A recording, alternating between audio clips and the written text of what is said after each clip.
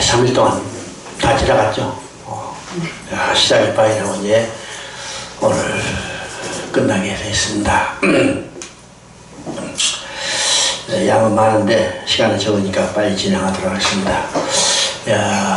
어제 이제 시가서까지 봤습니다. 시가서. 오늘은 선지서하고 신약 부분을 보려고 합니다. 선지서는 전부 몇 권인가? 17권이죠. 우리가 요한복음 5장 39절을 성경을 연구할 때 반드시 전제로 머릿속에 둬야 해요. 요한복음 5장 39절. 자, 뭐라고 그랬죠? 너희가 영생을 얻으려고 성경을 연구하거냐? 성경이 내게 대해서 증언할 것이야. 나는 곧 예수 그리스도입니다. 우리가 성경을 읽고 연구하는 목적이 뭐예요? 영생을 얻게 합니다. 영생을. 누구를 통해서? 예수 그리스도를 통해서. 그죠? 자, 우리가 성경을 기록한 목적과 성경을 연구한 목적이 똑같다는 사실을 알아야 합니다. 성경을 기록한 목적은, 그죠? 내가 이것을 기록하면 너희로 예수가 그리스도임을 믿게 하고 그를 믿어 그를 힘입어 영생을 얻게 합니다. 이게 성경을 기록한 목적입니다. 다른 어느 곳에서도 없는 성경을 기록한 목적이 분명히 나타난 것이 요한복음 20장 31절이에요. 그죠? 이것을 기록하면, 기록한 목적이 분명합니다. 너희로 예수가 그리스도임을 믿게 하고 그를 믿어 그를 힘입어 영생을 얻게 하려무라. 성경을 기록한 목적이요. 또 우리가 성경을 연구하는 목적도 똑같죠. 너희가 영생을 얻으려고 성경을 연구하는 거예요. 그러면 누구를 통해서? 이 성경이 내게 대해서 증언하는 것이다. 예수 그리스도를 증언하는 겁니다. 그러니까 성경이 창세부터 계시록까지 기록한 목적이 뭐예요? 영생을 얻게 하고, 우리가 연구하는 목적이 뭐예요? 영생을 얻을 거고. 누구를 통해서? 예수 그리스도를 통해서. 그러니까 성경 창세기 1장부터 시작해서 22장, 계시록 22장 22절까지 전체가 뭐냐? 바로 영생을 얻는 데 있다는 거예요. 이 땅에서 얼마나 잘 먹고 잘 사는 게 있는 게 아니고 영생을 얻는 겁니다. 그러면 영생을 얻는다는 의미가 무엇일까? 우리가 성경에 여러 단어로 나오지만 궁조로 한 개념이 있어요. 그게 뭘까? 여러분 성경을 한번 봅니다.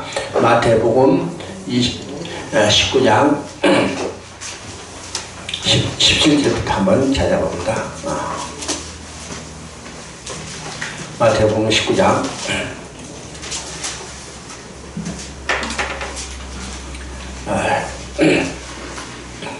17절부터 한번 찾아봅니다.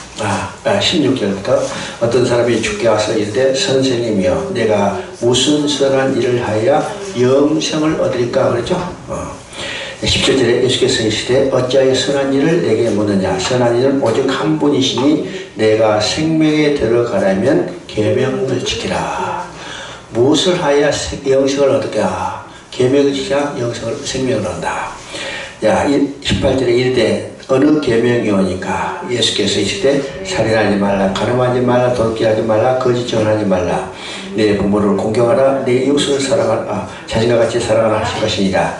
그 청년이 이르되 이 모든 것을 내가 지켜싸운데 아직 무엇이 부족하니까? 21절 예수께서 이르되 내가 운전하고자 할진대 가서 내 소유를 팔아 가난한 자에게 주라. 그리하면 하늘에서 보화가 너에게 있으리라. 그리고 와서 나를 따르라 하시니 그 청년이 재물이 많으므로 이 말씀을 듣고 근심하여 가느니라. 26절에 중요한 말입니다. 예수께서 제자들에게 이르시되 내가 진실로 너에게 이르노니 부자는 천국에 들어가기가 어려우니라. 24절 다시 너에게 말하노니 낙타가 바늘기로 들어가는 것이 부자가 하나님의 나라에 들어가는 것보다 쉬우니라 하시니 26절 제자들이 듣고 몹시 놀라 이르되 그렇다면 누가 구원을 얻을 수 있으리까? 자, 지금 세 화자가 나타났죠? 부자 청년입니다. 예수님입니다. 제자들이죠? 그러면 부자 청년이 예수님이 와서 무엇을 하니까 영생을 얻을까? 그랬어요. 계획을 치라. 부자가 부자인 거로 갔다 왔습니다. 그때 예수님이 뭐라고 했어요? 부자는 천국에 들어가기가 어려우니라. 그리고 낙타가 바늘귀로 들어간 것보다 부자가 하나님 나라에 들어간 것이 쉬우니라. 그러자 제자들이 뭐라 했어요? 그러면 누가 구원을 얻으리까? 그럼 이 세 화자가 다른 용어로 이야기하지만 공적으로 한 개념이죠. 어디요? 쉽게 말하면 하나님께 돌아가는 거예요. 천국에 이르는 거예요. 영생을 누리는 거예요. 그죠? 왜요? 그래서 우리가 성경을 기록한 목적도 영생을 얻게 하는 거, 천국에 이르게 하는 거, 하나님 나라에 들어가는 거, 그죠? 구원을 얻는 겁니다. 또 우리가 성경을 연구한 목적도 똑같죠? 똑같습니다. 우리가 생명이라고 했지만 공교로 우리가 흔히 쓰는 천국에 들어가는 거, 구원받는 거, 영생을 얻는 겁니다. 이 땅에서 얼마나 잘 먹고 잘 사는 것이 목적이 아니요. 영생을 얻는 겁니다. 그래서 우리가 성경을 연구할 때도 부자 되는 경영학을 공부하는 게 아닙니다. 오늘 성경을요, 경영학처럼 예수가 CEO다 이렇게 해가지고 경영학처럼 많이 한 사람도 있어요. 이건 근본적으로 용어가 잘못되어 있습니다. 우리 용어 하나에 얼마나 우리 신앙이 좌우되는 것을 알아야 합니다. 여러분요, 자유민주주의와 공산주의 사회가 뭔가 용어의 차이입니다. 똑같은 이 용어를 쓴다 하더라도 개념이 달라요.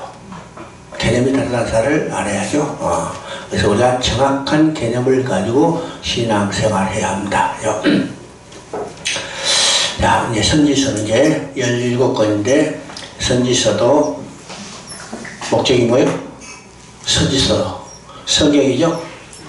성경을 연구하는 목적이 뭐예요? 우리 영생을 얻게 하는 거잖아요. 누구를 통해서? 예수 그리스도를 통해서. 그래서 우리 선지서에도 예수 그리스도를 만나야죠. 이미 누가복음 24장 44절에 말했습니다. 모세의 율법과 선지자의 글과, 여기 선지자의 글이 바로 선지서입니다. 선지자의 글과 시편에 나를 가르쳐 기록한 것을 깨닫지 못하냐. 나는 누구요? 예수 그리스도를 가르쳐. 그러니까 모든 성경이 예수 그리스도를 증언하고 있다는 겁니다. 그래서 우리 선지서를 통해서 미래에 어떤 일이 일어날 건가를 예언하는 그런 것이 아니라 선지서도 누구를 증언해? 예수 그리스도를 증언하는 겁니다. 예수 그리스도를 통해서 이루실 하나님 나라가 어떻게 이루어진가, 그것을 증언하는 것이 선지서라는 사실을 우리가 알아야 합니다. 그러면 선지자는 16명입니다. 선지서를 쓴 선지자는 16명이에요. 에레미야 선지자는 에레미야서와 에레미야가 두 권을 썼기 때문에 선지서가 전부 17권이지만 선지서를 쓴 선지자는 16명입니다. 16명. 그러면 우리가 생각해보면요, 선지자가 16명만 있었을까요? 아니요. 더 많은 선지자들이 있습니다. 선지서를 쓴 선지자보다 더 유명한 사람들 많죠? 여러분, 나움 하니까 누군지 모르죠? 오바다 하니까는 저 태평양 옆에 있는 바라처럼 생각하죠. 잘 몰라요. 잘 모르는데 우리는 엘리야 하면 다 깜짝 놀라죠? 그러니까 더 유명한 선지자들을 많이 썼습니다. 우리가 공식적인 선지자를 사무엘부터 시작한다면 사무엘도 위대한 선지자요. 그 다음에 다윗시대에 나단이라는 위대한 선지자가 있고 또 가시라는 선지자가 있었습니다. 그 다음에 엘리야, 엘리사, 우리가 다 이름을 경하지 못하는 선지자들이 많이 있었어요. 그런데 그들이 활동한 기록은 기록에서 후대에 전해지지 않고 있습니다. 언제 활동한 선지자일까? 선지서를 기록한 선지자들이 언제 활동하는가? 이것을 통해서 선지서를 기록한 목적이 무엇인가를 우리가 깨닫고 선지서의 주제가 무엇인가를 알게 된다. 그러면 문서를 기록한 선지자들이 활동하실 때는 제일 먼저 활동한 선지자는 아모스입니다. 아모스하고 호세아는 동시대죠. 거의 동시대인데 조금 아모스가 앞서는데, 이들이 활동한 시대는 북이스라엘 여로보암 2세대입니다. 그러면 여로보암 2세대는 어느 시대인가? 북이스라엘에서 가장 북이스라엘이 강성할 때입니다. 강성할 때예요. 왜 강성했는가? 그때 이제 아수르가 막 발행해가지고 나라의 기초가 든든히 서지 못했어요. 그래서 외적인 힘에는 쓸 기력이 없기 때문에 바로 그 틈을 이용해서 북이스라엘 여로보암 2세가 자 나라를 강성하겠습니다. 그 영향이 누구냐? 남유다의 우시아 왕까지도 영향을 미쳤죠. 그래서 북이스라엘 여로보암 2세가 남유다의 우시아는요 국력을 강하게 했던 대표적인 왕들입니다. 그러면 여로보암 2세가 국력을 강하게 신장했으면 평안하게 살 것 같죠? 근데 왜 선지자를 보냈을까? 한 사람도 아니고 두 사람, 유명한 선지자 호세아, 아모스 두 사람을 보냈을까? 여러분이요, 나라가 잘 살게 되면 어떤 현상이 나타날까요? 반드시 도덕적으로, 영적으로 타락해 갑니다. 하나님은 이것을 아시죠? 우리가 그 현상을 언제 봤어요? 사사기 19장에 거기에 나타난 레인이 어떤 짓을 했어요? 첩을 얻었다는 거예요. 첩을 얻었다는 것은 생활에 여유가 생겼다는 거죠? 생활에 여유가 생기니까 첩을 얻었다. 도덕적으로 영적으로 타락한 거예요. 이건 개인 레인이 타락한 것이 아니라 나라 전체가 흔들리는 위기의 상황이 처한 거죠. 그래서 하나님은 여로보암 2세 때 유명한 두 선지자를 바로 북이스라엘 향하여 예언 활동을 하게 했습니다. 알죠? 근데 그들이 돌아오지 않았어요. 결과적으로 여로보암 2세 통치가 끝나고 50년 만에 북이스라엘은 아수에 완전히 멸망받고 말았습니다. 말하죠? 이때부터 이제 선지자를 보내셔서, 물론 그 전에도 선지자했지만은 선지자를 활동한 것을 기록해서 후대에 전해주고 있습니다. 그렇죠? 그러면 선지서를 기록한 목적, 선지의 주제가 무엇인지를 우리가 네 가지로 생각해 봤습니다. 첫째는 그들이 하나님을 떠나고 우상을 숭배하고 죄악을 행해요.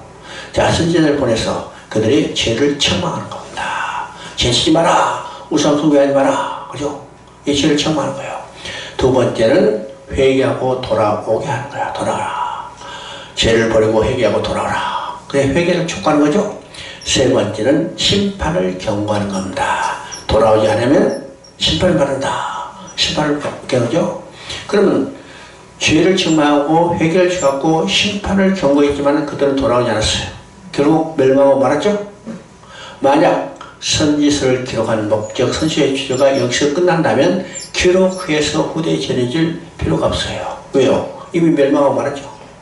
근데 선지서의 가장 중요한 기록한 목적, 선지의 주제는 그들이 회개하고 돌아오지 않고 하나님의 진노로 심판을 받았지만은 하나님께서 그들을 돌아오게 하신다는 거예요. 회복의 약속이 있습니다. 그러면 회복은 당대에 이루어지지 않기 때문에 먼 훗날 이루어지기 때문에 하나님의 회복의 약속을 기록해서 후대에 전해져요. 아, 하나님이 우리를 돌아오게 하던 약속이 여기 있구나. 그것을 알게 되죠. 오늘도 성경을 통해서 하나님이 우리를 권하시고 예수님이 재림해서 우리를 영접한다는 사실을 우리가 다 알고 있어. 그렇죠? 그걸 우리가 믿고 신앙생활하는 거예요.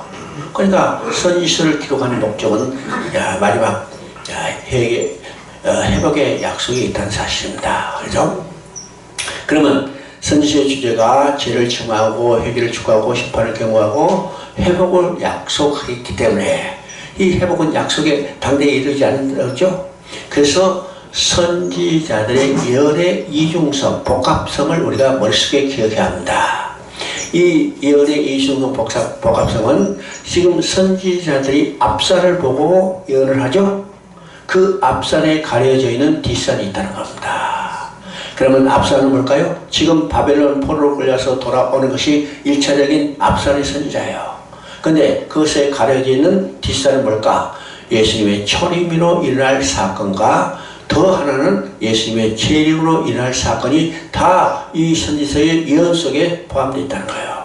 그러니까 우리가 선지서를 읽을 때 앞에 나 있는 문자만 보는 게 아니라 그 문자 뒤에 가려지는 예언의 이중성을 알아야만 선지서를 바로 이해할 수 있다는 것을 우리가 알아야 합니다. 그렇죠?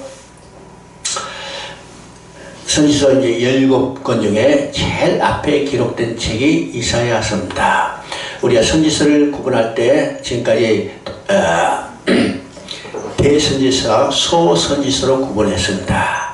근데 대선지서와 소선지서를 구분하는 기준은 없어요. 지금까지 그냥 전통적으로 이렇게 구분해 왔습니다. 그래서 학자들은 이야기죠. 대선지서는 양이 많기 때문에 대선지서고 소선지서는 양이 적기 때문에 소선지서다. 그것도 명확한 기준이 될 수 없죠. 왜요? 예레미야 애거는 5장밖에 안 되는데 스가랴 여기 호세아서는 16장이나 되잖아요. 다니엘서보다 다니엘 12장보다 스가랴서가 훨씬 분량이 더 많아요. 그러니까 양으로 기준한다 해도 이건 정확한 기준이 될 수 없습니다. 근데 우리가 지금까지 학자들이 분류해왔던 대로 대선지서 5권, 소선지서 12권 이렇게 구분합니다. 근데 이사야서는요, 명실공히 어떻게 해요? 대선지서입니다. 왜일까요? 먼저 분량으로 봐서 이사야서는 66장이죠. 성경 중에 두 번째로 분량이 많습니다. 제일 많은 것이 시편 150편이죠. 그 다음에 이사야 66장, 예레미야 52장, 창세기 50장. 그러니까 성경의 두 번째로 분량이 많아. 대선지서죠. 뿐만 아니라 이사야 선지자 자체가 위대한 선지자입니다. 성경이 나온 대로 우시아 때부터 히스기야까지 4대 왕에 걸쳐서 약 60년 동안 선지 활동을 하셨어요. 그런데 학자들은 말합니다. 우시아 왕 때는 실제적으로 선지 활동을 하지 않았을 거다. 왜요? 6장을 보니까 이사야가 선지자로 부름 받을 때가 언제예요? 우시아 왕이 죽던 해요. 죽던 해죠. 그리고 히스기야 왕 때까지 활동한 게 아니라 히스기야의 아들 므낫세 왕 때까지 활동했을 것이다. 학자들은 이야기해요. 뭐 이건 중요한 것이 아니고 이제 참고로 듣는 겁니다. 왜 그럴까? 자, 히스기야는 선한 왕으로 평가되지만 므낫세는 남유다의 가장 악한 왕으로 평가되죠. 가장 악으로 평가됩니다. 자, 우리가 히브리서를 보면요, 그게 믿음의 선진들이 쭉 나오는데 그 중에 특이한 사람이 하나 있어요. 특이한 사람이 누굴까? 톱에 켜 죽음을 당한 특이한 사람이 있어요. 톱에 켜 죽음을 당한.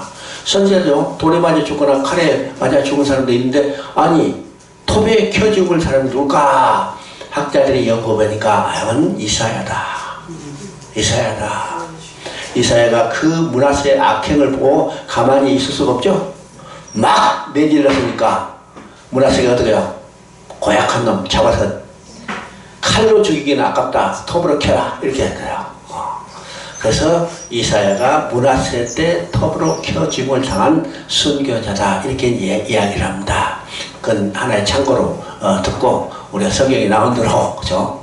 우시아부터 히스기야까지 하여튼 60년 가까이 위대한 활동을 했습니다. 뿐만 아니라 이사야 선지서 자체가 위대한 내용이에요. 왜일까요? 창세부터 계시록까지 하나님의 이루실 구원 계획이 완전히 망라되어 있습니다. 말하죠. 자, 어떤 사람은요, 이사야가 66장이니까 1장부터 39장까지는 구약에 해당되고 40장부터 66장까지는 신약 27권 신약에 해당된다. 이렇게 이야기하는 사람이 있어요. 이건 하나의 참고사항이고, 여기 신구약 정경으로 39권 27권을 정경으로 결정된 것은요, 언제 결정됐어요? 신약시대에 와서 결정됐어요. 구약 37권은 주후 90년 얌야해서 39권으로 결정됐죠. 그리고 신약 27권은요 397년 칼타고 해대 정경으로 결정됐어요. 그러면 이사야서는 언제 기록됐어요? 주전 8세기. 그죠? 그러니까 그건 하나의 재미있는 이야기에 불과하고 그 이전에 더 중요한 내용이 있습니다. 이사야서는요 1장부터 시작해서 66장, 그것이 창세로부터 계시록까지 하나님이 하실 일이 무엇인가를 일목요연하게 우리가 볼 수 있다는 사실입니다. 자,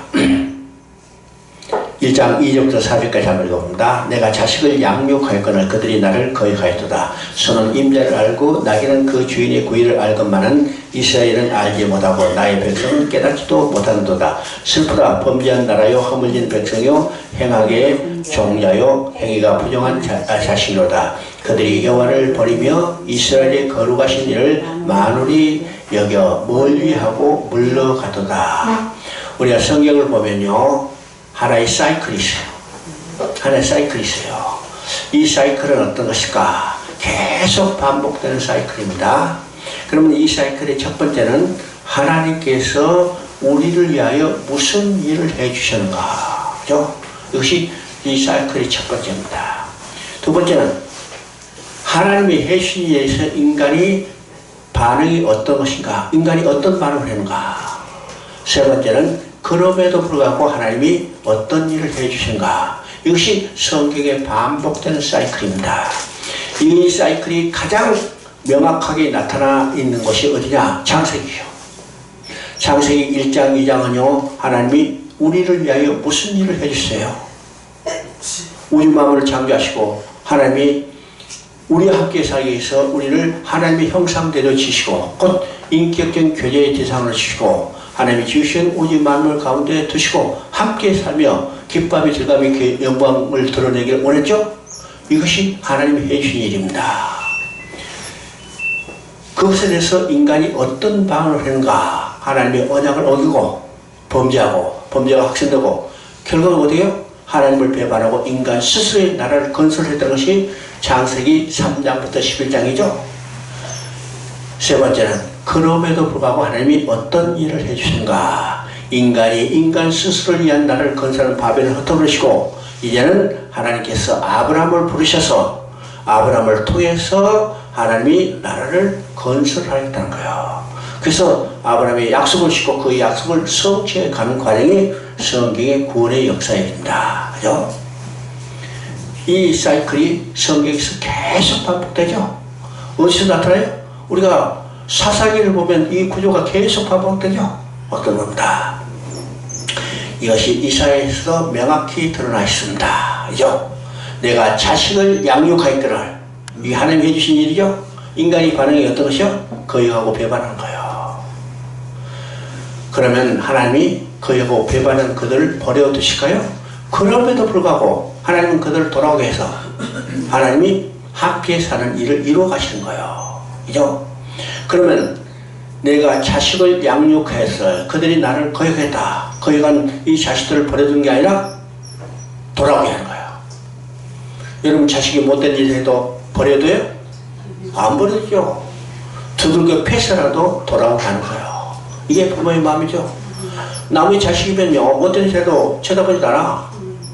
괜히 건드렸다가 얻어진 말이니까 가만두고 그러죠. 그러나 자기 자식은 두들겨 패서라도 돌아오게 하는 거예요. 하나님이 자기 백성을 두들겨 패서라도 돌아오게 하는 겁니다. 이게 성경의 역사예요. 그러면 거역하고 패역한 그들을 돌아오게 하는데 누구를 돌아오게 할 건가?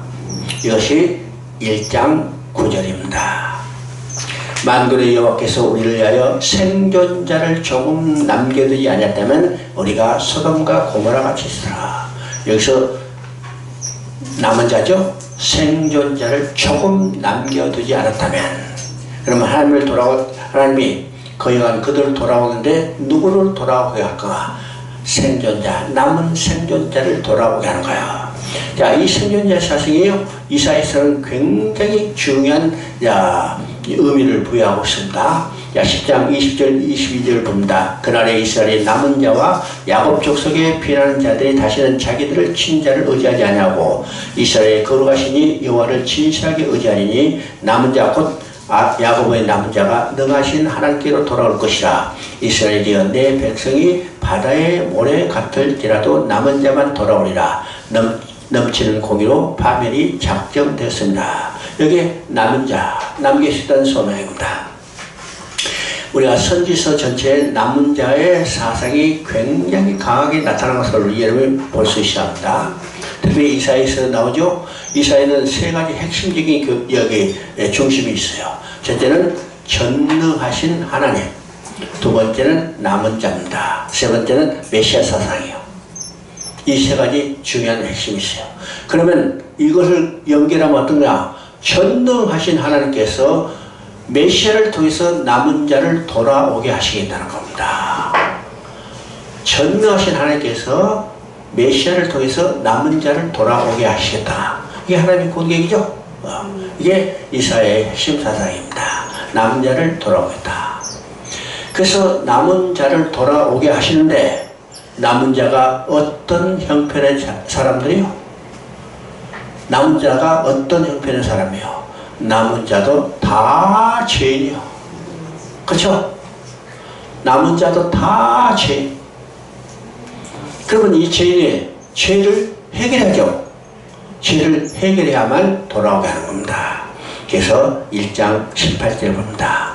오라 우리가 서로 변론하자. 너희 죄가 주홍 같을지라도 눈과 같이 휘어질 것이요 진홍같이 붉을지라도 양털같이 희게 하리라. 남은 자를 돌아오신데 그 남은 자는 다 죄인이요. 죄가 얼마나 심한지 진홍같이 주홍같이 붉다릅니다. 그죠?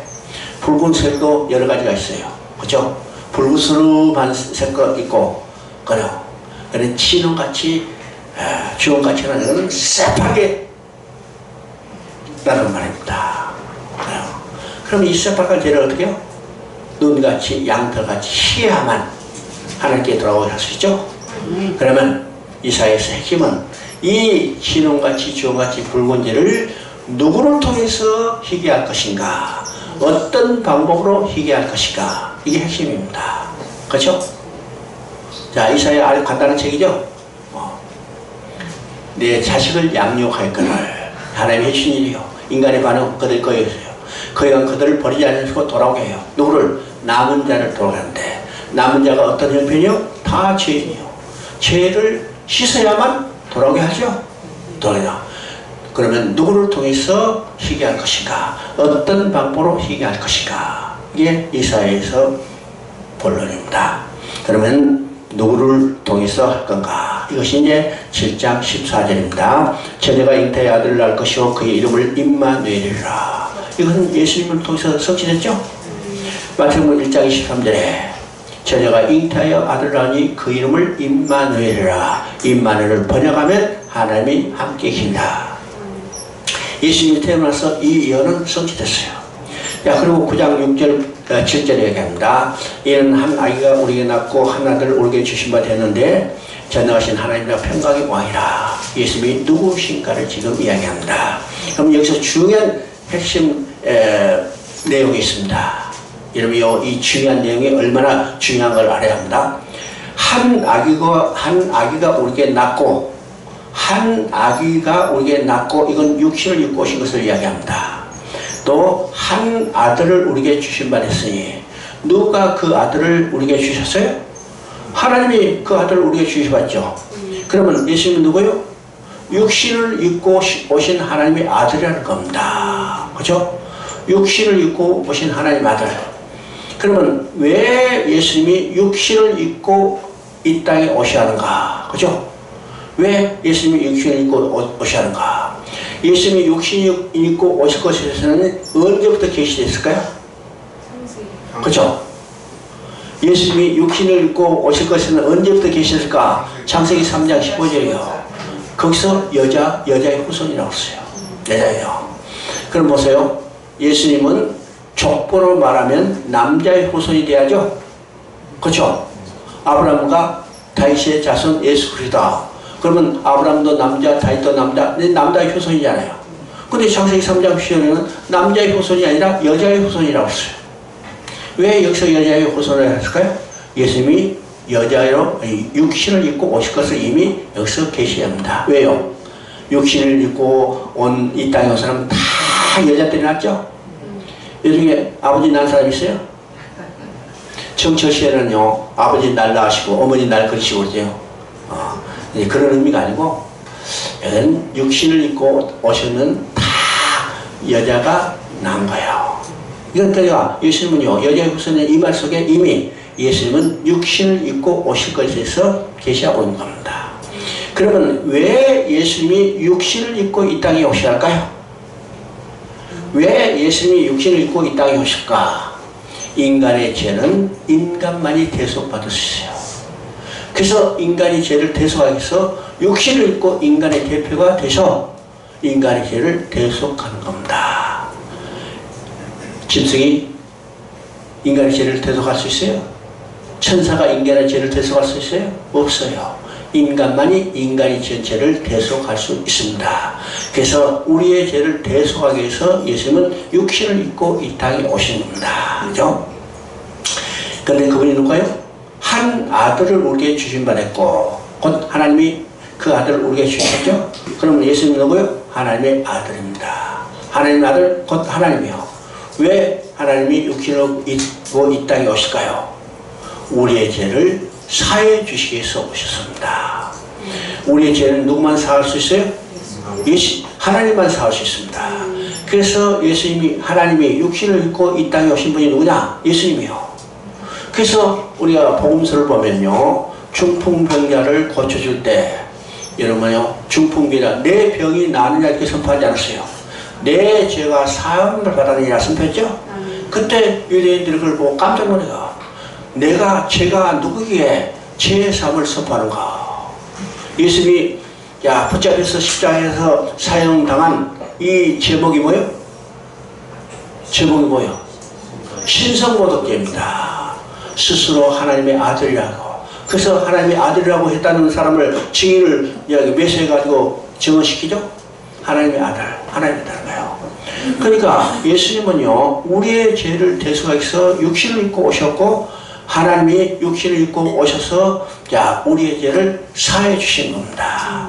여기서 중요한 것이 있죠? 예수님은 인성과 신성을 동시에 가지신 분입니다. 왜 이것이 중요할까요? 오늘요, 예수님의 양성을 부인하는 이단들이 많이 있기 때문이요. 많이 있죠? 우리가 사도신경을 고백합니다.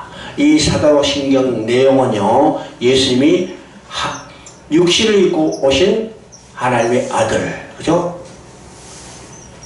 예수님은 사람이면서 하나님이시라는 것을 확실히 지금 우리가 고백하고 있습니다. 그래서 사도신경을 고백하지 않는 교회가 많이 있는데 여러분 조심해야 합니다. 그죠? 우리는 근본적으로 사도신경, 이 사도신경은 예수님이 사람이면서 하나님의 산수를 이 양성을 확실하게 고백하고 있다는 겁니다. 그죠? 그러면 어떻게 우리의 죄를 지금같이 붉은 죄를 눈같이 양쪽같이 희게 할 건가? 바로 이사야 53장 6절입니다. 우리는 다 양가서 그릇 행하며 각기 제 길로 갔거늘 여호와께서는 우리의 모든 죄악을 그에게 담당시켜서 어디서? 누구에게? 십자가에서 하나님의 아들 예수 그리스도께.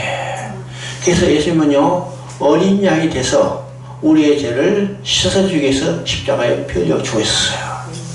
자, 우리의 죄가 어떻게 씻어졌어요? 우리가 계시록 7장을 보면, 7장에 보면 하나님 앞에 선 자들이 있죠? 하늘에 서는 많은 무리들이 하나님 앞에 서 있는데 그들이 입고 있는 옷이 어떻죠? 흰 옷이라고 했어요. 그러면 그 옷이 어떻게 희게 됐을까? 어린 양의 피에 씻어 희게 된 옷입니다. 예수님이 십자가에 피 흘려 죽으심으로 그 흘린 피로 우리의 죄를 씻어주죠. 눈같이 양털같이 희게 해주죠. 그리고 우리를 하나님 앞에 돌아오게 하는 겁니다. 그죠? 남은 자를 돌아가는데 그 남은 자들이 죄가 새빨가, 그 새빨간 죄를 양털같이 눈같이 희게 하는데 누구를 통해서? 하나님 아들 예수 그리스도 통해서. 어떤 방법으로? 그가 십자가에 피 흘려 죽으심으로. 그죠? 이게 이사야에서 증언하는 복음입니다. 그러면 예수님이 누구신 것? 예수님이 하나님 아들, 육신을 입고 오신 하나님의 아들인 것을 증거하죠. 또 예수님이 무슨 일을 하시는가? 우리의 죄를 짊어지고 십자가에 피 흘려 죽은 거예요. 그러니까 이 복음이 무엇인가? 우리가 이제 나중에 신약에서 복음서를 보겠지만 이 복음은 두 개가 합쳐서 하나의 복음이에요. 예수님이 누구신 것과 예수님이 무슨 일을 하셨는가? 예수님이 누굴까요? 하나님의 아들 예수 그리스도께서 무슨 일을 했어요? 십자가에 죽으시고 부활하심으로 우리의 죄를 완전히 씻어서 이게 두 개 합쳐서 하나의 복음이죠. 그러니까 이사야서는요 복음이 무엇인가를 확실히 증언하고 있습니다. 그렇죠? 자, 53장 10절을 읽어봅니다. 여호와께서 그에게 상함을 받게 하시기를 원하사 질고를 당하게 하셨은즉 그의 영혼을 속건제물로 드리기에 이르면 그가 신을 보게 되며, 여기서 지금 속건제물이라고 그랬죠? 속건제물. 그러면 레위기를 통해서 우리가 제사의 방법에 대해서 여러 가지를 이야기했습니다. 제사 종류. 첫째는 번제, 소제, 화목제, 속죄제, 속건제. 그렇죠? 그러면 속건제는 어떤 의미가 있다고 했어요? 어떤 사람이 죄를 보일 때 다른 사람이 제사를 손해를 입혔거나 또는 정신적으로 피해를 입혔다면 그것을 보상해 주는 거예요. 그래서 레위기법에 의하면요, 다른 사람의 재물에 손해를 입혔다면 그 값의 5분의 1을 더해서 갚아주겠어요. 이게 이제 출애굽기하고 레위기가 약간은 다릅니다. 레위기에서는 상당히 완화를 시켰는데, 출애굽기에서는 어떤 사람이 소 한 마리를 도둑질하면 몇 배나 갚아줘요? 4배나 갚아줍니다. 4배나 갚아줘. 여러분 누가복음 19장에 삭개오 이야기가 나오죠? 삭개오가 예수님을 만나고 어떻게 해요? 내 재산을 다 팔아 가난한 주고 다른 사람 것을 토색한 것, 쉽게 말하면요 뭉친 거죠. 도둑질한 거 있다면 내가 4배나 갚겠나이다. 이게 바로 속건제법입니다. 속건제법. 그러니까 삭개오는요 출애굽기에 나오는 그대로 4배나 갚겠나이다. 근데 레위기는 이걸 좀 완화시켰어요. 소 한 마리 갚았는데 이제 도둑질인데 4마리 더 갚으면 이거 뭐 완전히 거들나죠? 그러니까 완화를 시킨 겁니다. 하여튼 그래요. 재산의 손해를 입혔다면 그걸 보상해 주는 겁니다. 그러면 예수님이 지금 속건제물을 드렸다고 했어요. 예수님이 속건제물을 드렸다고 하면 어떤 놈일까요? 속건제물은 정신적인 피해도 갚아주는 거예요. 그러면 예수님이 속건제물을 드린 것은 아담으로 말미암아 모독받은 하나님의 이름과 영광을 회복하는 겁니다. 이게 속건제물로 드려지는 겁니다. 그죠? 오늘 아침에 목사님은 안 계시네. 밥 먹기 전에 이게 성경 보지라 암송 안 했어. 오늘 이사야 48장 11절 암송할 텐데. 이게 이사야 48장 11절 여러분 암송해야 합니다. 왜요? 성경 하나님의 구원경을 이루시는 하나님의 마음이 무엇인가를 확실하게 나타나는 거예요. 지금 속건제물을 드리는 것도 목적이 뭐예요? 예수님이 속건제물을 드리는 것도 아담으로 말미암아 모독받은 하나님의 이름과 영광을 회복하는 데 있다는 사실을 우리가 보게 됩니다. 자, 65장 17절 한번 봅니다. 보라, 내가 새하늘과 새 땅을 창조하나니 이전 것은 기억되거나 마음에 두지 아니할 것이라. 여기서 이제 새하늘과 새 땅이 나옵니다. 그러면 새하늘과 새 땅 하니까 번쩍 눈이 떠지죠? 이야, 어디에 가서 한번 벌어보겠다. 많은 사람이요 신도시 개발한다는 눈이 번쩍 떠져. 그죠? 신도시 개발한다니까 그 주위에 땅값이 다 그러죠. 여기 지금 반도체 클러스터 많이 다니까 여기 주위에 땅값 다 많이 올랐을 겁니다. 그죠? 야, 새하늘과 새 땅 만들면 얼마나 좋을까. 그죠? 근데 새하늘과 새 땅은요 이게 지정적 개념이 아닙니다. 예, 아니요. 우리가 이것 가지고 많이 오해하기도 하죠. 특별히 지금 신천지 이만희 있죠. 이 신천지 이만희가 지금 새하늘과 새 땅이라는 이름 신천지를 써놓으니까 자 정통적인 교회는 좀 그렇게 해요. 그죠? 거시기하죠? 저희가 야 이단들이요 좋은 것들은 다 썼어요. 박옥수가 기쁜 소식 그죠? 기쁜 소식 복음 구원파 많이 쓰고 있습니다. 근데 새하늘과 새 땅 우리는 기대해야 합니다. 그러면 새하늘과 새 땅이 어떤 것일까? 어떤 것일까 생각해야죠. 성경에 새하늘과 새 땅이 4번 나옵니다. 어디 나올까? 지금 65장 17절 나오고 이사야 2번 나오는데 66장 22절에 나오고 베드로후서 3장 15절에 나오고 그 다음에 마지막으로 계시록 21장 1절에 나옵니다. 새하늘가스 땅이죠. 근데 거기서 새하늘가스 땅을 말하면서 한 번도 새하늘가스 땅이 어디에 어떤 형태로 지어질까에는 아무런 언급이 없어요.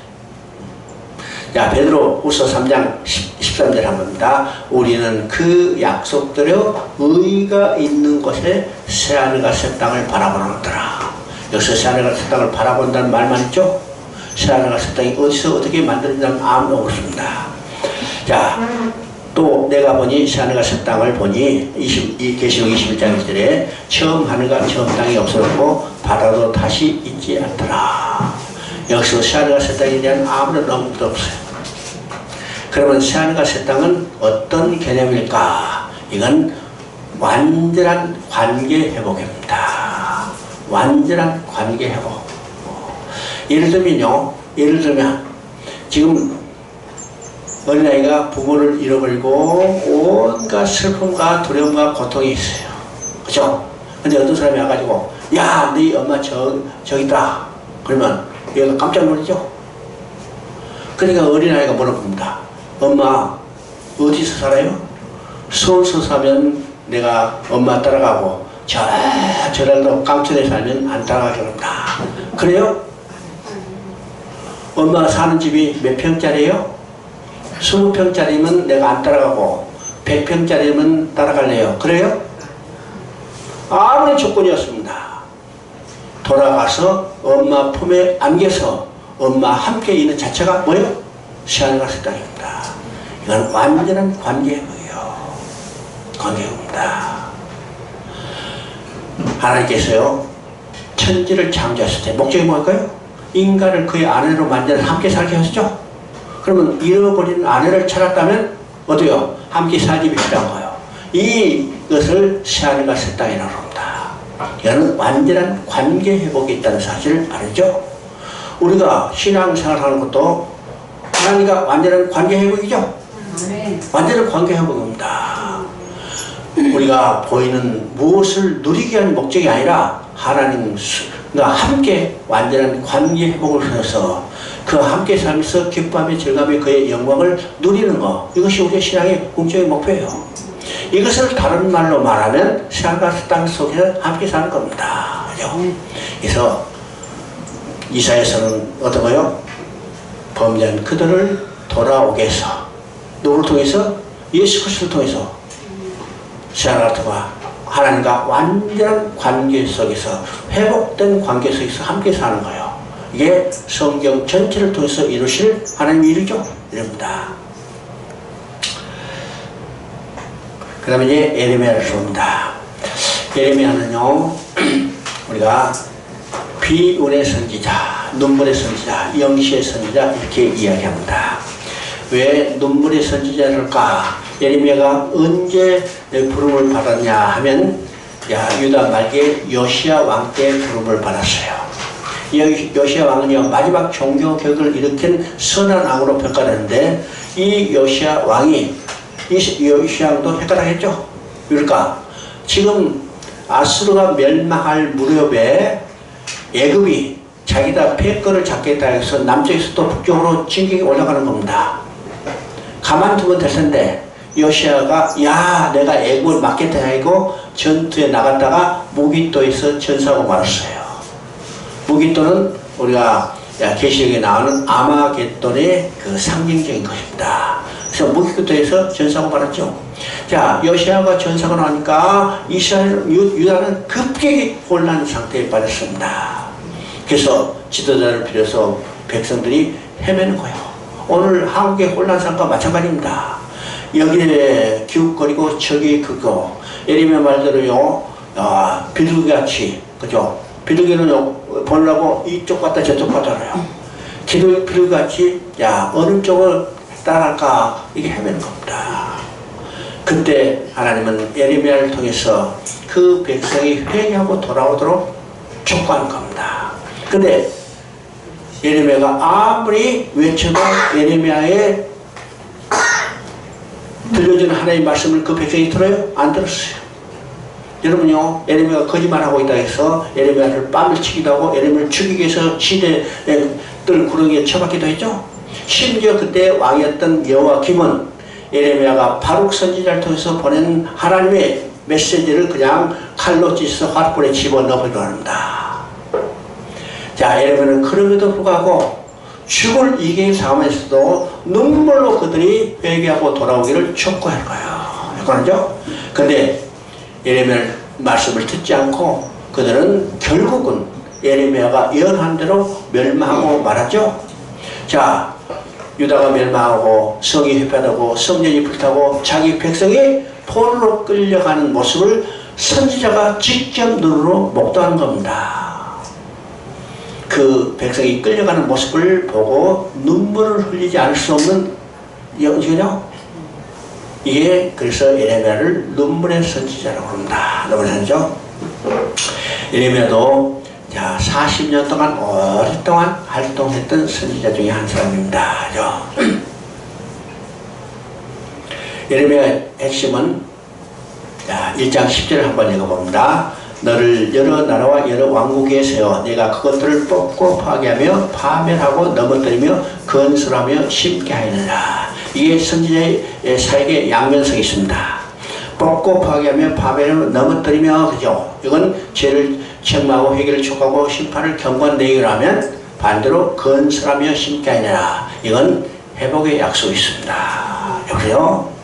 자, 뽑고 파괴하며 파멸하고 넘어뜨리는 이것은 자기들 자신의 죄악들이에요.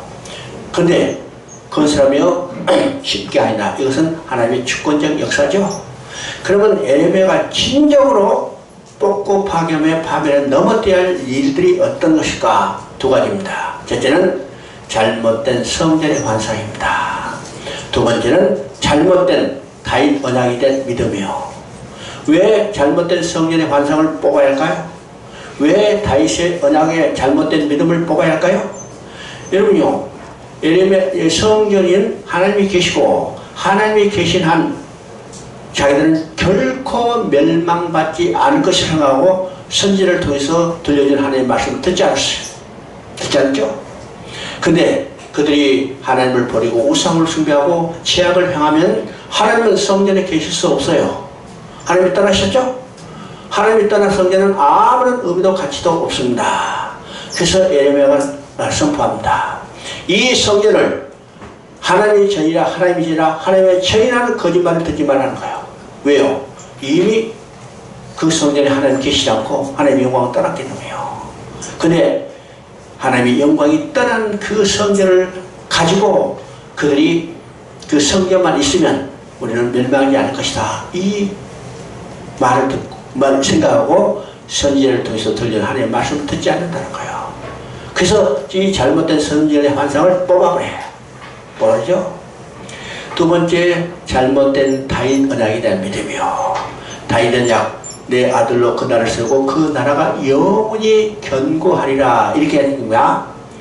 다윗이 언약이 있는 한 우리는 결코 멸망되지 않으리라. 이럴 수가 있어요. 근데 다윗 언약도요, 그들의 언약을 믿고 그것을 붙들고 있는 한의 의미가 있지. 이미 버리면요, 그건 하나님이 지킬 수 없죠. 그래서 이 잘못된 성전의 다윗 언약에 대한 믿음을 그들이 뽑아야 해요. 뽑아야 합니다. 자, 예레미야에서 핵심은 돌아오게 하겠다는 겁니다. 돌아오라, 돌아오라, 돌아오라. 돌아오지 않는 그들 돌아오게 하겠다는 거죠. 자, 3장 7절 한번 읽어봅니다. 그가 이 모든 일을 행한 후에 내가 말하기를 그가 내게로 돌아오리라 했으나 아직도 내게 돌아오지 아니했고. 자, 3장을 보면 계속 돌아오라, 돌아오라, 돌아오라고 요청합니다. 근데 어떻게 해요? 돌아오지 않았다는 거예요. 그러면 돌아오지 않는 그들을 하나님이 버리실까요? 하나님은 절대로 버리지 않는다고 했어요. 돌아오지 않는 그들을 어떻게 해요? 하나님이 돌아오게 해요. 하나님이 주권적으로 내가 돌아오게 하리라. 그러면 누구를 통해서 돌아오게 할 건가? 이것이 23장 5절에 나옵니다. 내가 다윗에게 한 어른 가지를 일으킬 것이라. 그가 왕이 되어 지혜롭게 다스리며 세상에서 정의와 공의를 행할 것이며. 누구를 통해서 돌아올 건가? 다윗에게 한 어른 가지를 일으키죠. 그가 왕이 된다면 이건 메시아죠? 그건 누구예요? 예수 그리스도를 통해서 돌아올 것을 계시하고 있는 겁니다. 그죠? 언제 돌아오게 할 것인가? 이게 예레미야 29장 10절 우리가 잘 먹었죠? 자, 바벨론에서 70년쯤 내가 너희를 돌보고 나의 선한 말을 너에게 성취하여 너희를 이곳으로 돌아오게 하리라. 이 약속의 말씀은요, 에스라 1장 1절을 보니까 이미 성취됐죠. 예레미야 입을 통해서 하신 말씀을 이루시려고, 그래서 그들이 포로로 끌려간 지 70년 만에 정확히 돌아왔어요. 그러면 하나님의 약속이 하나님의 때에 정확히 성취됐다는 것은 우리에게 주신 약속도 성취될 거죠. 그 약속은 뭘까? 예수님을 이 땅에 보내십니다. 예수님을 이 땅에 보내서 우리를 돌아오게 하겠다는 거예요. 그러면 예수님은요, 하나님의 정한 때 오셨죠? 때가 쳔에 여자에게서 나게 낳고, 예수님도 하나님의 정한 때 정확히 오셨다는 것을 우리가 보게 된 겁니다. 그래요. 그러면 그 돌아오게 하는 근거가 무엇일까? 그래서 새 언약을 주시겠다 합니다. 그래서 예레미야에서 핵심 구절은 바로 31장 31절부터 38까지 나오는 이 새 언약입니다. 우리 한번 읽어봅니다. 보라, 날이 이르니 내가 이스라엘 집과 유다 집에 새 언약을 맺으리라. 그들의 남편이 졌어도 그들이 내 언약을 깨뜨렸으니라. 곧 내가 나의 법을 그들 속에 두며 그들의 마음에 기록하며. 자, 여기 나오죠. 그들이 남편이 되었어도 그들이 내 언약을 깼으며. 그럼 그들은 누군가요? 안에 있던 이스라엘을 이야기합니다. 성경은 하나님과 이스라엘의 관계를 남편과 아내로 이야기하죠. 그래서 안에 있던 이스라엘이 언약을 어겼어. 그러면 돌아오기 위해서는 새 언약을 주셔야죠. 그래서 새 언약을 주시는 겁니다. 그래서 이스라엘 집과 유다 집에 새 언약을 맺으리니. 그러면 이 새 언약과 옛 언약이 어떻게 다른가를 우리가 봐야죠. 새 언약은 궁극적으로 누구에서 성취될 건가? 바로 예수 그리스도에서 성취될 걸 말합니다. 자, 유월절을 지킬 때 예수님이 말씀하십니다. 떡을 떼면서 이 떡은 너희를 위하여 찢긴 내 살이 받아먹어라. 잔을 나누면서 뭐라고 말씀하세요? 이 잔은 너희를 위하여 흘린 내 새 언약의 피니 받아 마시라. 여기서 예수님에서 새 언약이 성취된 거죠? 그러면 옛 언약과 새 언약이 어떻게 다른가 한번 비교해 봅니다. 첫째는 중보자가 다릅니다. 옛 언약은 모세가 중보자였고, 새 언약은 누가 중보자예요? 예수 그리스도입니다. 그 다음에 쓴 것이 다르죠. 언약을 쓴 것이 다릅니다. 그러면 옛 언약은 어디에 쓰였어요? 하나님이 모세에게 쓴 돌비죠. 시험을 돌파합니다. 돌비에 썼다. 그러면 깨지기도 하고 지어지기도 해요. 그죠?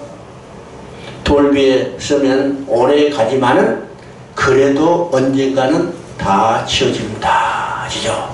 그러나 새 언약은 어디에 새겨졌어요?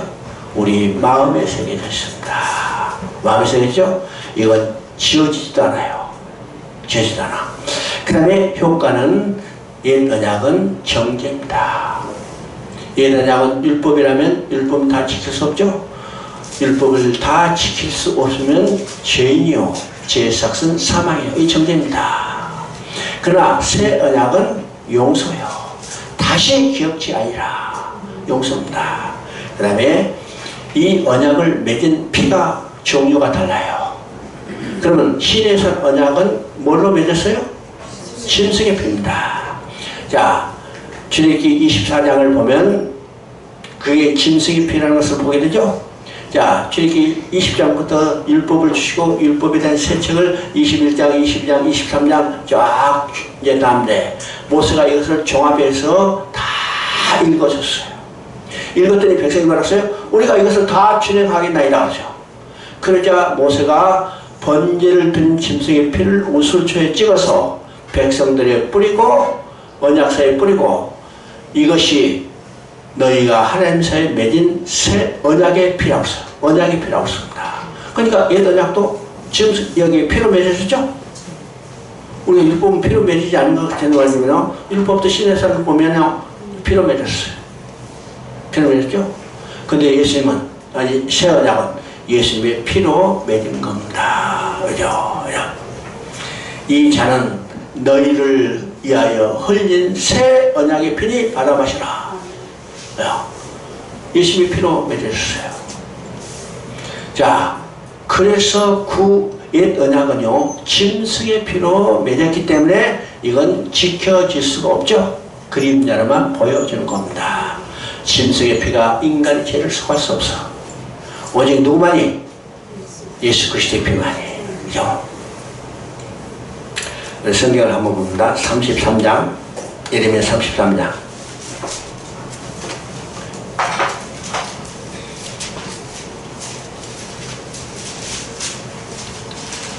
33장 2절 3절 한번 읽어봅니다. 이를 향하신 여호와 그것을 만들어 성취하신 여호와 그의 이름을 여호와라 하는 이가 이와 같이 이르시다. 너는 내게 부르짖으라. 내가 내게 응답하였고 내가 알지 못하는 크고 은밀한 일을 내게 보이리라. 자, 이 성경 구절은 여러분 잘 알죠? 어? 기도원 가보셨어요? 그쵸? 기도원 가서 이 성경 구절을 봤어요? 안 봤어요? 어? 이 성경 구절을 안 봤다면 기도는 안 봤다는 사람이야. 그쵸? 기도원에는요, 딱 두 개의 성경 구절이 붙어 있어요. 어떤 성경 구절일까요? 마태복음 7장. 찾으라, 두드리라. 그죠? 두 번째는 요거요. 부르시라. 내가 알지 못하는 크고 은밀한 일을 보이라. 그래서 기도원에 대부분 간 사람은 어떤 사람이요? 자기 문제를 해결하는 게 간 거죠. 사업 잘 되게, 병 낫게. 그래서 크게 부르시라. 크고 은밀한 일 내가 보이라. 사업 잘 되게 해주라. 그죠? 야, 성경은 사업 잘 되게 해주는 책이 아닙니다. 다시 이야기해요. 성경은 병 낫게 해주는 책이 아닙니다. 성경은 우리를 권하게 한 하나님의 일을 기록한 책이요. 그러면 내게 부르시라. 내가 알지 못하는 크고 은밀한 일을 보이라. 여기서 크고 은밀한 일이었습니다. 성경에 보면 큰 일이라는 말이 여러 군데 나와요. 그러면 성경에 말한 큰 일, 하나님의 큰 일은 어떤 것일까? 우리가 생각하죠. 우리가 큰 일을 하니까 야, 기적과 이스라엘 행한 일이 큰 일을 생각한다 이렇게 생각하죠. 근데 기적과 이스라엘 행한 일이 하나님께 큰 일이에요? 아니면 이렇게 큰 일이에요? 그건 하나님께는 아무런 큰 일도 아니요. 그러면 하나님이 행하신 큰 일은 어떤 일일까요? 하나님이 행하신 큰 일은 뭘까? 여러분이 자식을 잃어버렸다면 여러분의 가장 큰 일은 어떤 일이요? 자식을 찾는 일이요. 여러분 지금 공부하다가도 전화가 왔어. 아들 잃어버렸다. 그럼 어때요? 공부하다가 그냥 가는 거예요. 무슨 일 있어? 아들 찾게 했어요. 자, 아들 잃어버렸다면 하던 사업도 때려치고 회사도 그만두고 집도 팔고 차도 팔고 다 뭐예요? 아들 찾는, 자식 찾는 일에 전념하는 겁니다. 그러면 자식을 잃은 부모에게 가장 큰 일은 자식을 찾는 일이듯이 하나님께 가장 큰 일은 어떤 일이요? 잃어버린 백성 아내 자식을 찾는 일입니다. 이게 하나님께 가장 큰 일이요. 이게 하나님의 구원의 계기입니다. 이것이 큰 일이기 때문에 하나님은요, 자기 아들 독생자 예수까지 이 땅에 보내서 십자가에 죽게 함으로 우리를 구원하신 일입니다. 이것보다 더 큰 일이 없죠? 내게 부르짖으라. 내가 알지 못하는 크고 은밀한 일이라. 이것은 하나님의 구원 계획을 이루시겠다는 겁니다. 그렇죠? 그래서 하나님의 일을 이루시는데 아무도 방해할 수 없고 반드시 성공할 수밖에 없다는 사실을 우리가 확신하는 거죠? 그럽니다.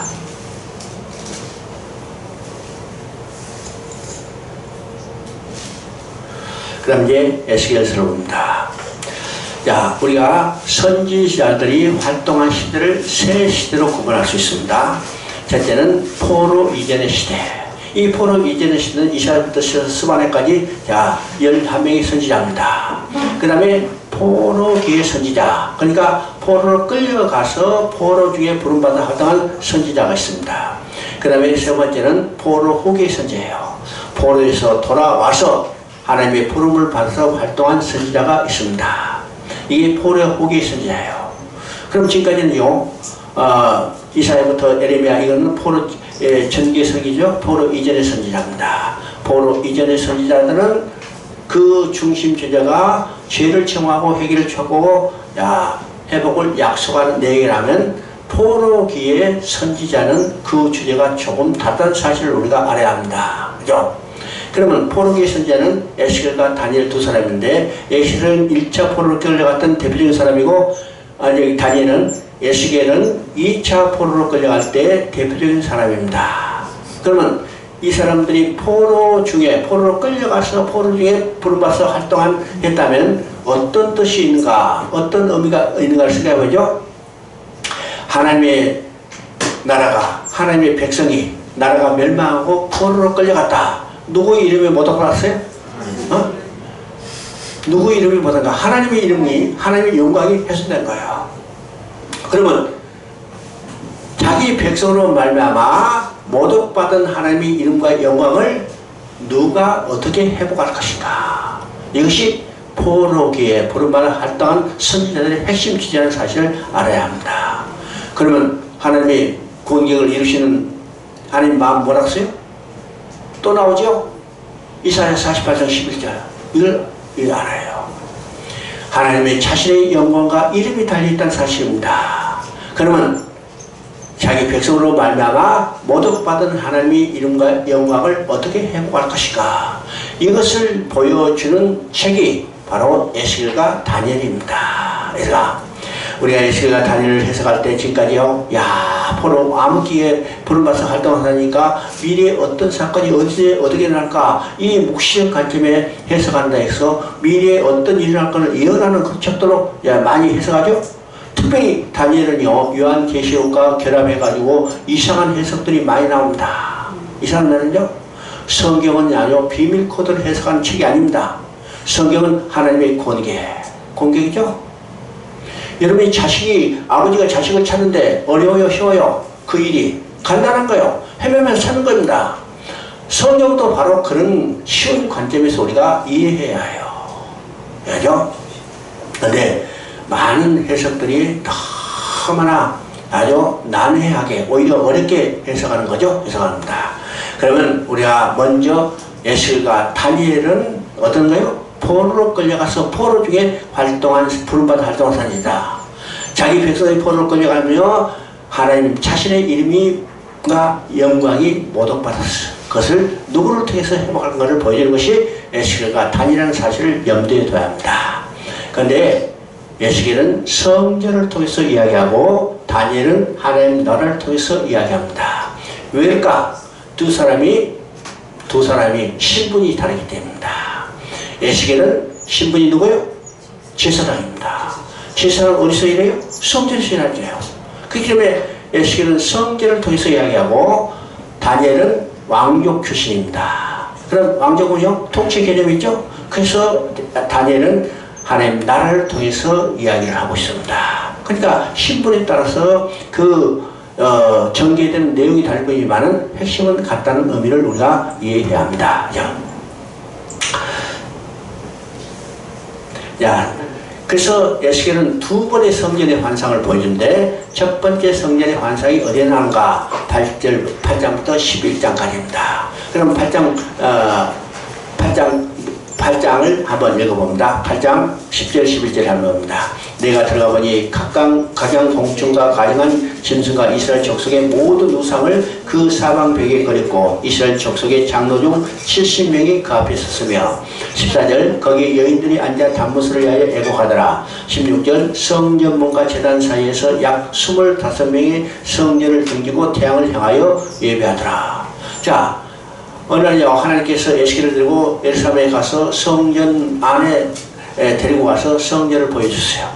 자, 그 성전에 들어가 보니까 지금 그 성전에서 지금 어떤 일이 벌어지고 있는가를 지금 보고 있죠. 자, 70의 장로들이 성전 벽에다가 우상을 그려놓고 다 그것을 쓰고 있습니다. 70의 장로들은 누가? 바로 이스라엘의 지도자예요. 여러분 성경에 70의 장로들 많이 나오죠? 이건 이스라엘의 지도자 그룹입니다. 그러면 이스라엘의 모든 지도자 지금 뭐하고 있어요? 우상을 섬기고 있습니다.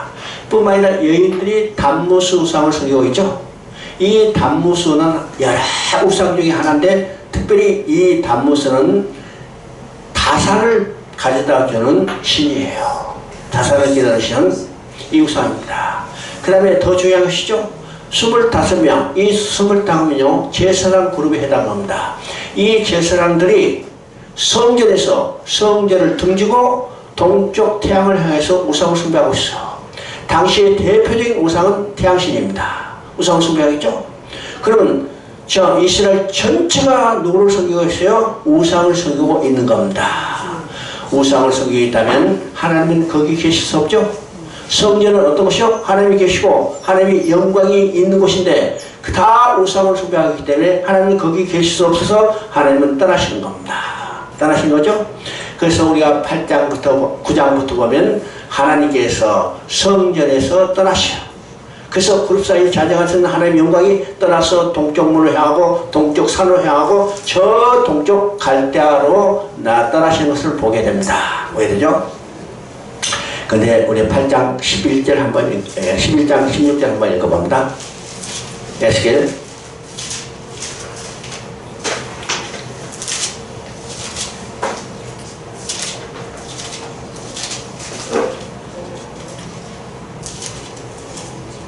에스겔 11장 16절 그런즉 너희는 말하기를 주 여호와의 말씀에 내가 비록 그들을 멀리 이방 가운데로 쫓아내어 여러 나라에 흩었으나 그들이 돌아온 여러 나라들에서 내가 잠깐 그들에게 송수가 되리라 하셨다. 이것을 통해서 하나님의 마음이 무엇인가를 아는 겁니다. 하나님을 버리고 우상을 숭배하다 하나님의 진노로 그들이 심판받고 어떻게 해요? 다 백성들이 흩어져서 여러 나라로 흩어졌어요. 근데 하나님은요, 하나님을 버리고 우상을 숭배하다 진노를 받아 멸망받은 그들을 하나님이요, 야 나쁜 놈들 실컷 고생하다 오라 이렇게 하지 않았죠? 만약 이건 이런다면요, 그건 아버지가 부모가 아니에요. 부모가 아니죠. 비록 못된 자식이라도 부모는 절대로 그 자녀에게 마음이 떠나지 않는 거예요. 그래서 여러 나라에 흩었지만은 하나님 뭐라어요? 잠깐 그들이 있는 곳에 성소가 되리라. 잠깐은 몇 년이요? 70년이다. 성소가 된다는 것은 어떤 의미요? 하나님이 함께 계신다는 겁니다. 비록 하나님을 배반하고 진노를 받아서 포로로 끌려갔지만은 하나님은 그들을 버리지 않으시고 그들이 있는 곳에 하나님이 함께 계시던 거예요. 그들이 끌려가서 노예로 고난받고 있을 때 하나님이 그 자리에 그들과 함께 고난을 짊어지겠다는 겁니다. 그들이 슬픈 고난 가운데 슬퍼 울부짖는 하나님이 함께 그들이 슬픔을 감당하겠다는 거예요. 이게 누구의 마음이요? 하나님의 마음입니다. 하나님의 마음이죠? 자, 에스겔서 그 전에 33장 21절 22절 한번 읽어봅니다.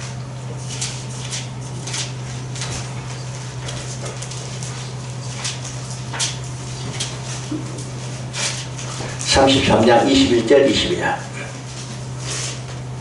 우리가 사로잡힌 지 12째 해 10째 달 5째 날에 예루살렘에서부터 도망하여 온 자가 내게 나와 말하기를 그 성이 함락되었다 하였는데 그 도망한 자가 내게 나오기 전날 저녁에 여호와의 손에 내게 임하여 내 입을 여시더니 다음 아침 그 사람이 내게 나올 그때에 내 입이 열리기로 내가 다시는 잠잠하지 아니하였노라. 자, 에스겔서는 이제 두 부분을 나누는데 이것이 1장부터 33장까지가 전반 보고 32장까지가 전반 보고 33장부터 48장까지가 후반부입니다. 그러면 이제 장수로 보면 그러긴 하지만 실제적으로는 지금 읽었던 그 부분을 기준해서 그 전까지가 전반부고 그 뒤로가 후반부입니다. 그러면 전반부의 내용은 어떤 것이요? 죄를 청하고 회개를 청하고 심판을 경고하는 일인데 후반부는 회복을 약속하는 거랬죠? 회복을 약속합니다. 그러면 지금 33장 21절 22절을 읽었는데 지금 어떤 소식이 들려왔어요? 예루살렘 성이 함락됐다는 소식이 들려왔습니다. 그죠?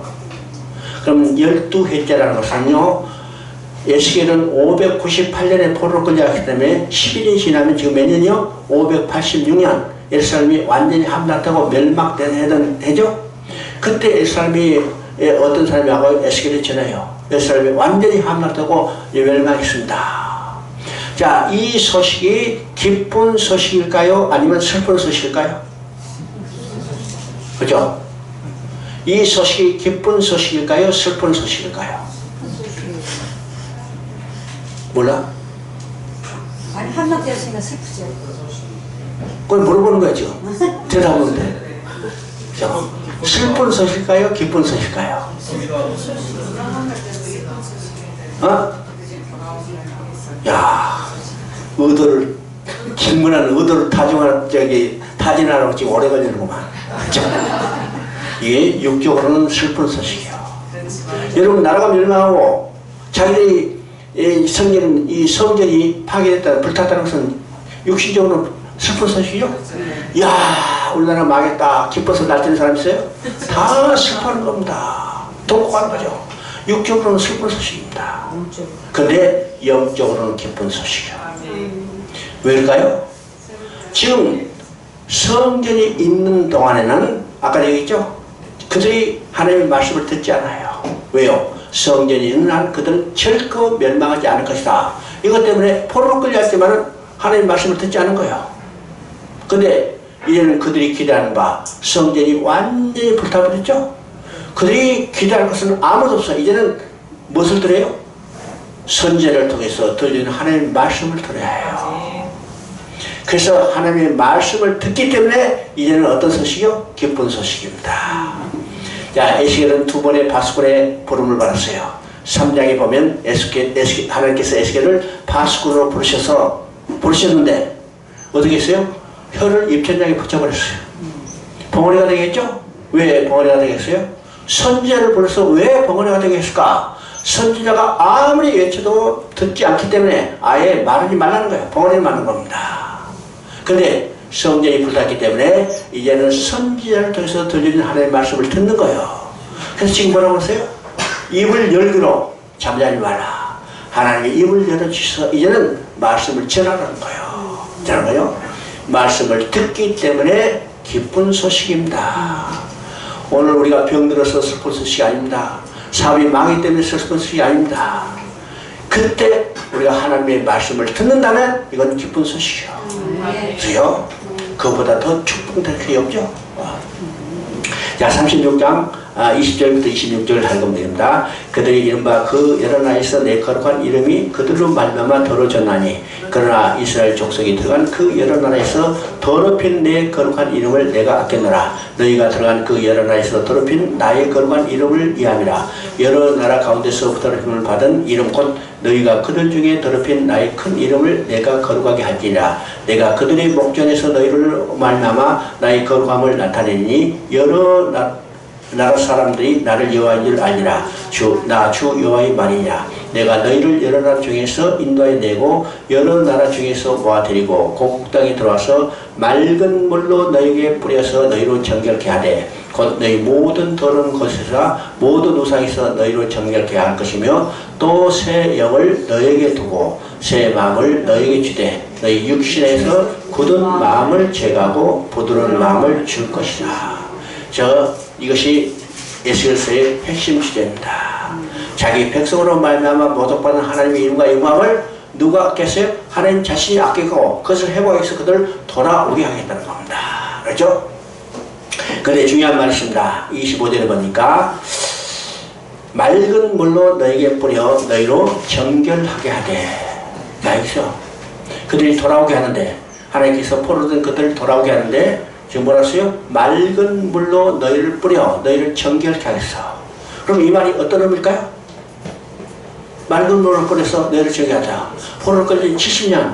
이야, 포로 생활이 얼마나 험악해요? 세탁을 제대로 했겠어요? 목욕을 제대로 했겠어요? 정말 그쪽에도 갈 수 없을 정도로 냄새가 나겠죠? 그래서 냄새 나니까 맑은 물로 뿌려서 너희를 정결케 하고 돌아오겠다. 이 말일까요? 맑은 물로 너희를 뿌려서. 이건 지약을 깨끗게 해주는 거죠. 그러면 우리의 지약은 어떻게 깨끗해요? 예수님이 십자가에 창의 허리가 찔려서 그 옆구리에 흘린 물과 피가 우리의 지하 허물을 씻는 셈이 되는 겁니다. 이것이 맑은 물로 너희에게 뿌려. 맑은 물로 넣어요. 맑은 물로 너희를 뿌려. 그걸로 끝이 아니라고 뭘 써요? 새 영을 너희 속에 두고 새 마음을 넣어요. 성령을 우리에게 주시겠다는 겁니다. 예수님이 이룬 일을 성령이 우리에게 증거해주면 우리가 예수를 믿고 구원받겠다는 겁니다. 그죠? 이것이 포로에 끌려간 그들을 돌아보내. 하나님의 자신의 이름과 영광이 달려있고 그들을 돌아오게 할 때 맑은 너를 뿌려 예수 그리스도의 피로 우리의 대를 씻어주고 성령으로 우리에게 역사하사 우리로 하여금 믿게 하고 구원받게 하는 일이 된다는 거예요. 그럼 이제 두 번째 성전 완성은 40장부터 이어지는 성전의 완성입니다. 그래서 40장부터는 이제 회복된 성전의 완성이죠. 그래서 40장부터 42장까지는 성전의 회복입니다. 성전의 회복이죠. 그럼 이제 43장은 어떤 것인가? 성전이 회복됐기 때문에 하나님이 돌아옵니다. 그 내용을 보면요, 하나님이 어디서부터 돌아오냐? 동쪽에서부터 돌아와요. 왜요? 우리가 8장부터 볼 때 회복된 성전, 그죠? 성전이 파괴될 때 하나님이 어디로 떠나셨어요? 동쪽으로 떠났습니다. 동쪽으로 떠나셨기 때문에 성전이 재건되면 동쪽에서부터 하나님이 오시는 겁니다. 그러면 43장에서 떠났었던 하나님께서 성전이 회복되자 돌아왔기 때문에 이제 뭐가 필요해요? 성전의 예배가 필요한 겁니다. 그래서 44장부터 46장까지는 성전 예배의 모습이에요. 그리고 47장은 뭘까요? 예전의 회복의 모습을 그대로 보여줍니다. 그러면 47장의 내용은 어디하고 같은가? 계시록 21장, 22장의 내용 같아요. 회복된 예전의 모습이죠. 그리고 48장 35절 한번 읽어봅니다. 그 사방의 합계는 18,000척이라 그날 오는 그 성읍의 이름을 여호와 삼마라. 이 성읍의 이름이 나죠? 이 성읍의 이름은 여호와 삼마라. 여호와 삼마는 다른 말은요, 하나님이 거기 계시다는 뜻입니다. 그러면 에스겔에서 지금 성전의 환상을 쫙 보여줬지만 이 성전은 궁극적으로 어디서 완성된 성전인가?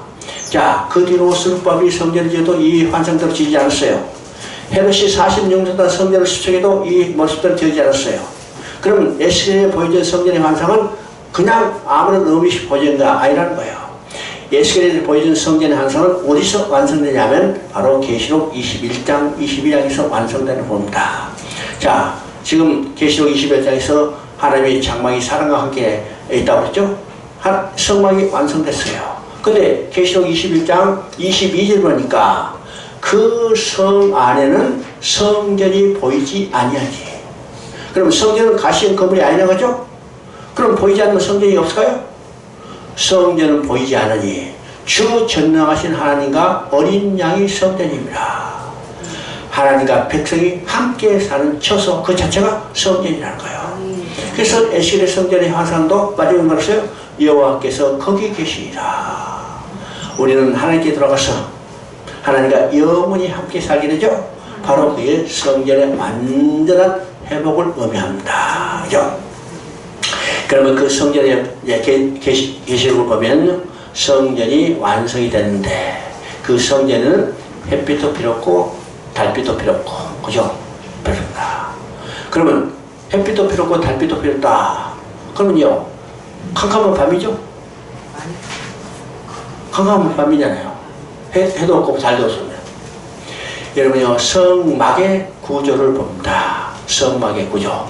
성막의 구조는요, 3등분 되어 있죠? 야, 백성이 성막이 들으면 제일 먼저 만날 것이 성막들입니다. 성막들은요, 밖의 환경과 똑같아요. 햇빛 비추고, 달빛 비추고, 그 다음에 비 오면 비 맞고, 눈 오면 눈 맞고, 바람 불면 바람 돼요. 근데 거기를 지나면 어디로 가요? 성서로 들어가는 겁니다. 성서로 들어가면 완전히 환경이 바뀌죠? 환경이 바뀝니다. 거기는 비도 안 맞아요. 눈도 안 맞아요. 바람도 안 불어요. 그렇죠? 그런데 거기에 뭐가 있어요? 등대가 있습니다. 등대가 있죠? 근데 거기를 지나면 어디로 가요? 지성소로 들어갑니다. 지성소로 하면 완전한 또 환경이 바뀌죠? 거기는 뭐 또 햇빛도 필요 없고 달빛도 필요 없고 어디요? 창문도 없고 등불도 없어요. 그러면 지성소는 하나님 계신데 하나님은요 캄캄한 데서 매일 죽으시고 계실까? 어? 그럼 왜 거기는 햇빛도 여기 창문도 없고 빛도 없을까요?